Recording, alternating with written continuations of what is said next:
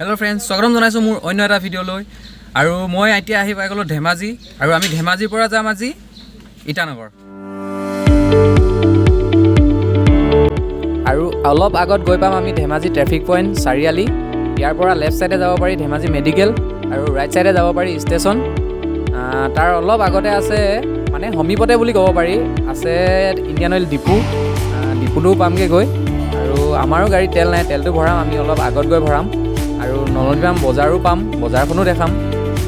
গৈ আছোঁ লাহে লাহে, বৰষুণ দিছে আৰু অলপ ভিৰো হৈছে, অসুবিধা হৈছে যাবৰ কাৰণে। আৰু ধেমাজি যিহেতু ৰাস্তাটো অলপ বেয়া, চাই থাকক আপোনালোকে, উপভোগ কৰক ভিডিঅ'টো শেষলৈকে।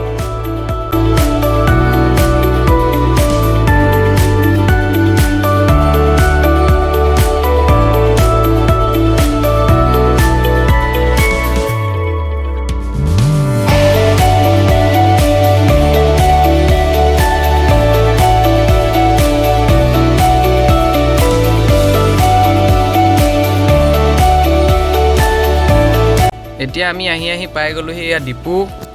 এয়া মই গাড়ীৰ ভিতৰত বহি আছোঁ, তেলৰ টেংকি খুলি থৈছোঁ, লাহেকৈ তেলটো ভৰাম আৰু ইয়াৰ পৰা ওলাই। আমি এতিয়া আহি পাই গ'লোহি চমাজান, আৰু চমাজান দলং উঠিম এতিয়া। আৰু চমাজানৰ দলংখনত খুবেই পানী হয়, বৰষুণ দিলে বহুত বেছি হৈ যায় পানী জোখতকৈ। কিন্তু এতিয়া পানী নাই, এয়া দেখিছে পানী নাই তেনেকৈ। এখন ছাইডত দলং বনাই আছে, দলংখনৰ অৱস্থাটো বৰ ঠিক নহয় এখন দলঙৰ, সেইটো কাৰণে আকৌ ছাইডত বনোৱা হৈছে এখন দলং। এইটোৱে হৈছে ধেমাজি আৰু লখিমপুৰ সংলগ্ন ৰাষ্ট্ৰীয় ঘাইপথ। দেখিছে কিমান ভগা চিগা, প্ৰায় এনেকৈ ভগা চিগাকৈ আছে অন্ততঃ 20 কিলোমিটাৰমান। যাতায়াতৰ বাবে খুবেই অসুবিধা হৈছে মানুহ অহা যোৱা কৰিবৰ কাৰণে, দেখিছে।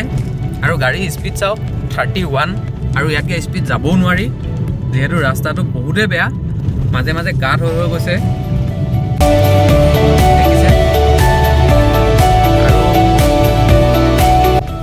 আমি বৰ্তমান আহি পাই গ'লোহি লখিমপুৰ টাউন।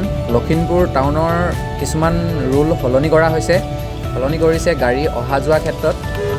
আগতে যোনটো ৰাস্তাৰ পৰা গাড়ী আহিব দিয়ে, আজিকালি সেইটো ৰাস্তাৰ পৰা যাব দিয়ে।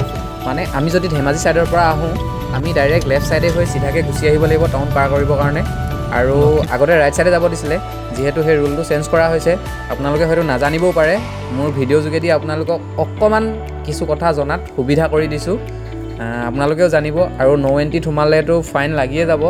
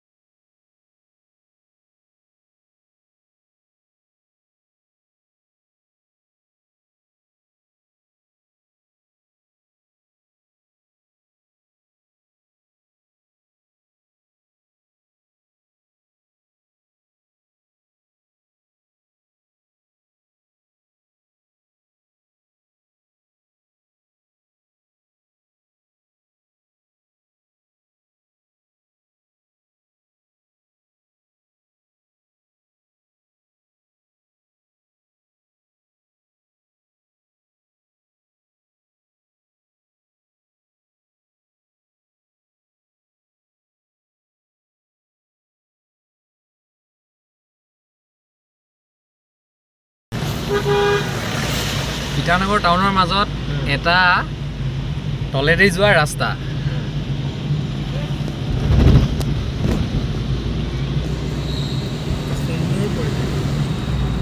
আৰু এটা খুব সুন্দৰ ঠাণ্ডাময় পৰিৱেশ আৰু গৈও ভাল লাগে। বেছি দীঘল নহয়, টানেলটো সৰু হয়।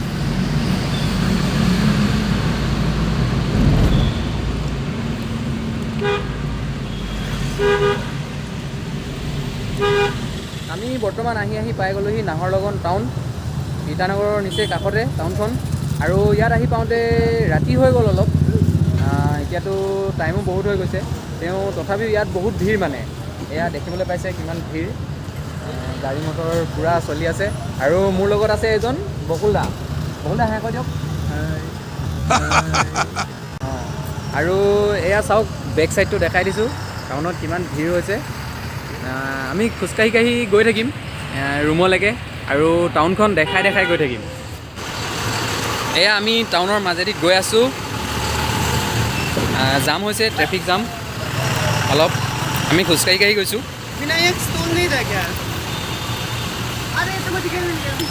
আৰু ৰাতি টাউনৰ দৃশ্যবিলাক এনেকুৱা হয়। এখনে হৈছে নাহৰলগুন টাউনখন। আগলৈ দেখাই গৈ থাকিম। আৰু মোৰ লগত আৰু এজন দাদা আহিছে, আৰু সেই দাদাজন হৈছে এয়া বিক্ৰম দা হাই কৈ দিয়ক। আৰু আমি গৈ আছোঁ এতিয়া আমাৰ হোটেলৰ ৰুমলৈ।